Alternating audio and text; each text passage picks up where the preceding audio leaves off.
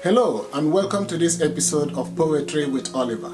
Today we are going to be doing a poem titled Our Fathers Who We Become.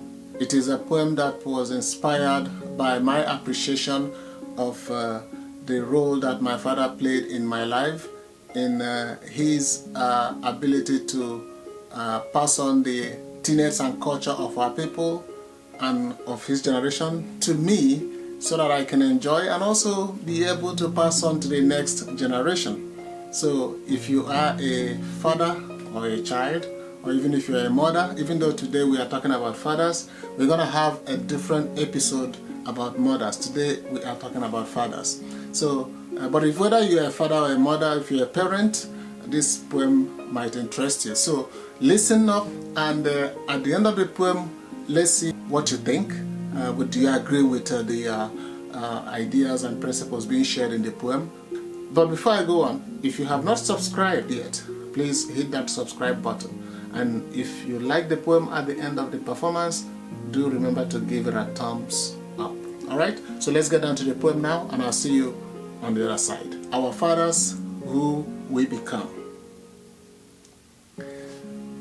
Words of our fathers teach us wisdom beyond the times of read and write.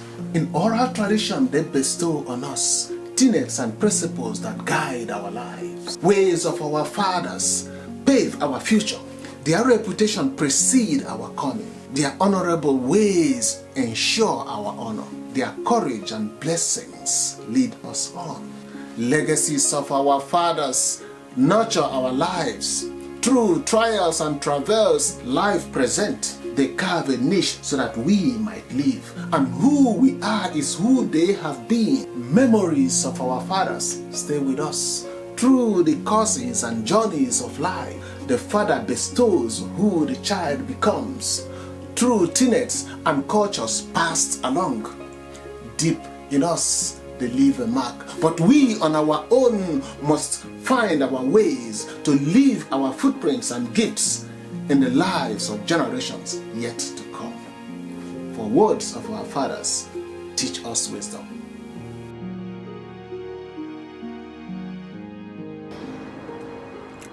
Netaga jaku. Kira kitaga. Jaku. Itaga jaku. What is this kind of? No, Gulano. Atachana, and a labeke, Jakana about Ototoro Nobuda. Wash your hand, you wash your.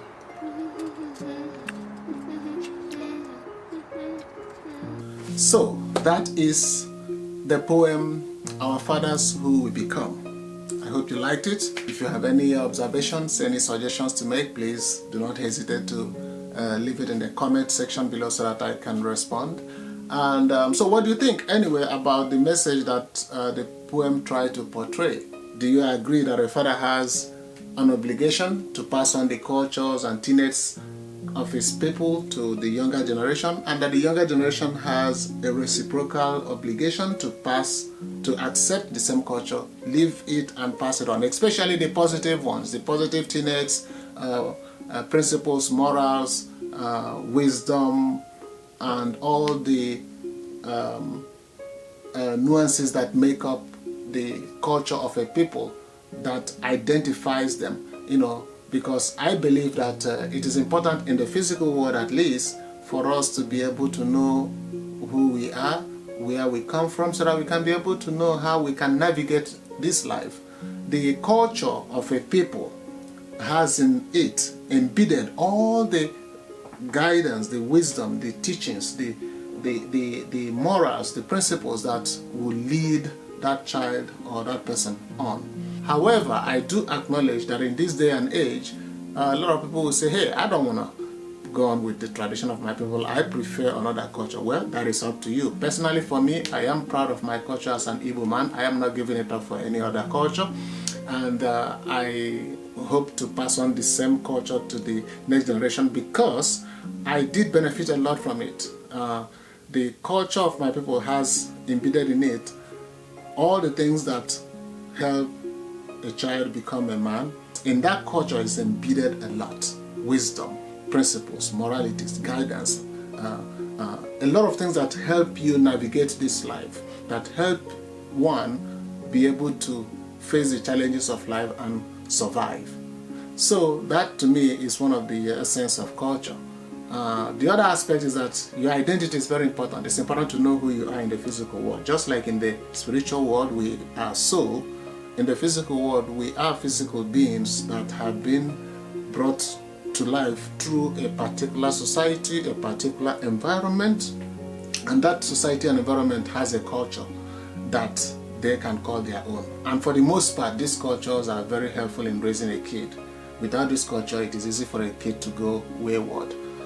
So when a child says he's not going to take the culture of his people, well, that is his right. I say he's right because yes, every individual has that right. However, there is a responsibility. Yes, I know you say, is it a right? Of course, as an individual, the child has a right. However, every child is born in an environment, and that environment is rooted in some sort of culture.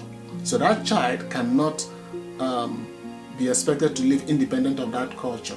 But again, when the child becomes of age and begins to think for him or herself, he can or she can decide not to go ahead with the culture of his people or her people.